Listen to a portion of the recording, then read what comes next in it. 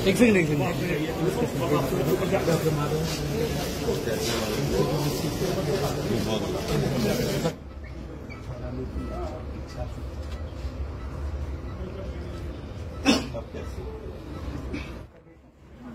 ये भी हमारा हाथ है। आप साथ किसी की इच्छा मान के हाँ जरूर करेंगे। हम ले लेंगे डिटेल, एड्रेस भी ले लेंगे। एड्रेस तो होगा नहीं। हाँ ये सब करेंगे।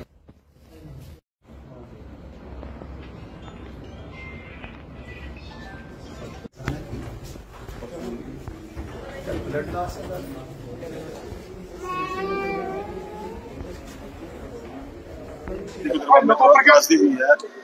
कहीं ना कहीं आपदा के कारण बहुत से लोगों को जो सफर करना पड़ा। आज आप स्पेशली यहाँ पर पहुंचे तो इंजर्ड लोग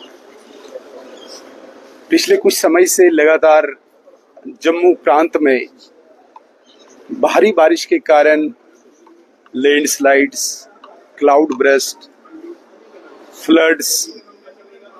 अनेकों जगह पे आए।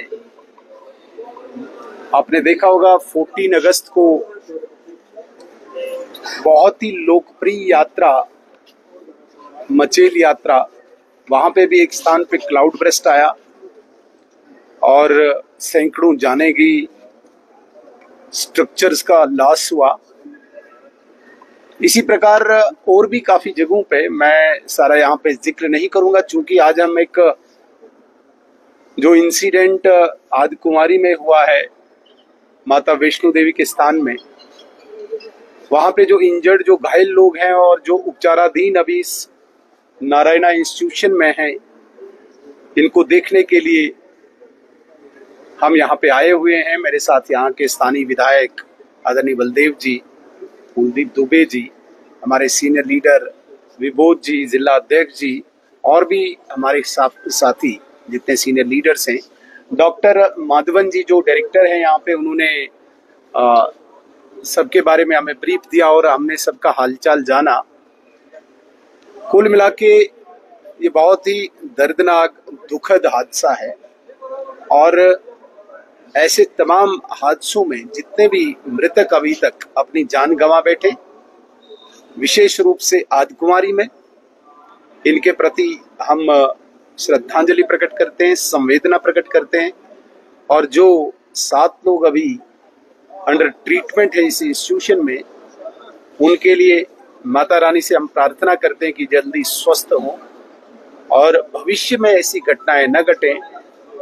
ऐसी भी प्रार्थना माता रानी से करते हैं। देखिए, दुर्गम पहाड़ी क्षेत्रों में जो है वो यात्रा होती है, कहीं न कहीं ऐसे सायरन, ऐसे जंतर नहीं लगाना चाहिए थे कि अनिवार्य होना चाहिए, क्योंकि 1 करोड़ के करीब माता वैष्णो देवी में श्रद्धालु आते हैं। 10 लाख का अप्रॉक्सीमेट माता मचेल का था और त्रासदी होने से पहले कहीं ना कहीं थोड़ी अलर्टनेस हो जाए इन चीजों को लेकर। डेफिनेटली इसमें कोई शक नहीं है कि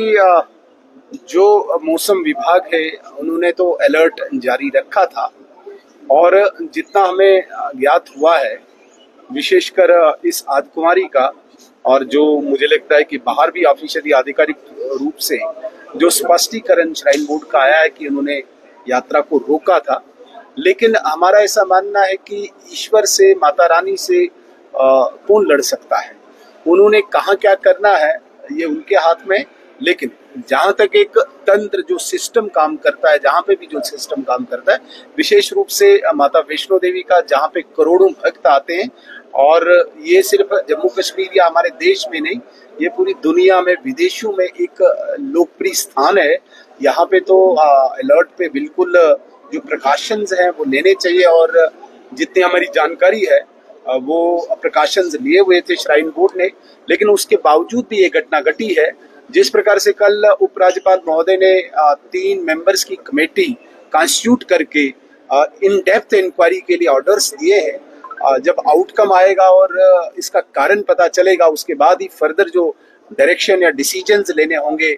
श्राइन बोर्ड के मुतल्लक या कहीं, वो उसके बाद ही होंगे। लेकिन अभी प्रिलिमिनरी हम ये कुछ नहीं कह सकते हैं कि कहाँ पे किसका क्या कसूर है, क्योंकि अलर्टनेस भी थी, इसलिए अगर अलर्ट जारी हुआ है सोशल मीडिया के माध्यम से, समाचार पत्रों के माध्यम से, तो एक कॉमन मैन को भी एक कम से कम इतनी इंफॉर्मेशन थी कि अलर्ट जारी है। उसके बाद जो लोग इस यात्रा को संचालन करते हैं, श्राइन बोर्ड, उन्होंने भी अगर यात्रा को रोका था, उसके बावजूद भी अगर ये घटना घटी है, तो मुझे लगता है कि उपराज्यपाल महोदय ने जो डिसीजन लिया है, हम उसका वेलकम करते हैं, हम उसका स्वागत करते हैं कि इन डेप्थ इस पे जाके कोई इंक्वायरी हो और इसकी जांच हो। जांच के बाद कहाँ पे ये लेकुना निकलेगा, कहाँ पे फोल्ड हुआ है, कम से कम उस पर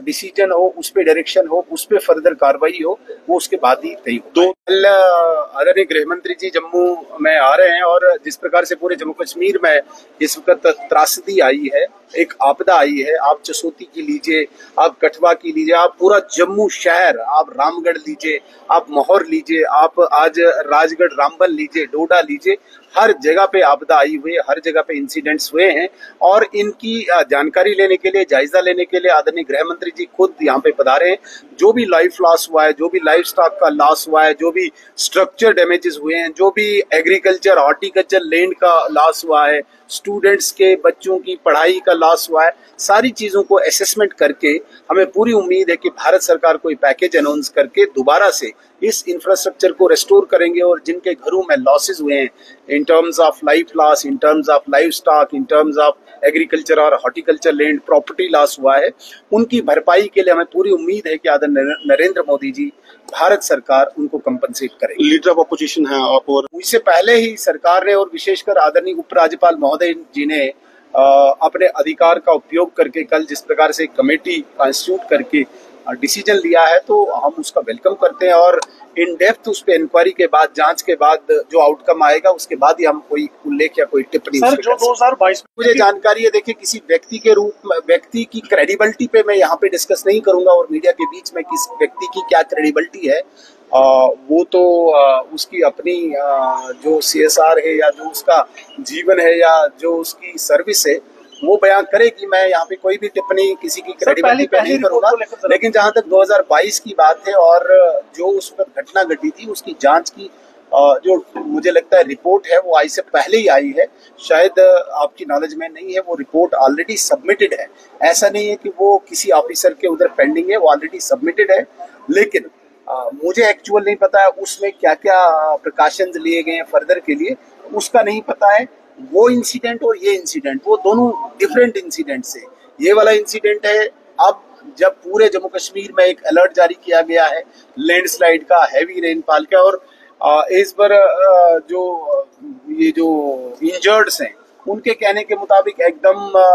बिजली कटकी और उसके बाद लैंडस्लाइड आई या पानी इस प्रकार से आया, तो वो इंसिडेंट और इस इंसिडेंट में बिल्कुल डिफरेंस है। लेकिन जितना मुझे नॉलेज है कि जो भी उस वक्त की कमेटी बनी हुई थी, जो लोग उस पे बैठे हुए थे, उन्होंने अपनी रिपोर्ट सबमिट ऑलरेडी की हुई है। हमें इस रिपोर्ट का अब इंतजार रहेगा, वो क्या रिपोर्ट आएगी और उसके बाद जो फर्दर एक्शन लेने होंगे उसका हमें इंतजार।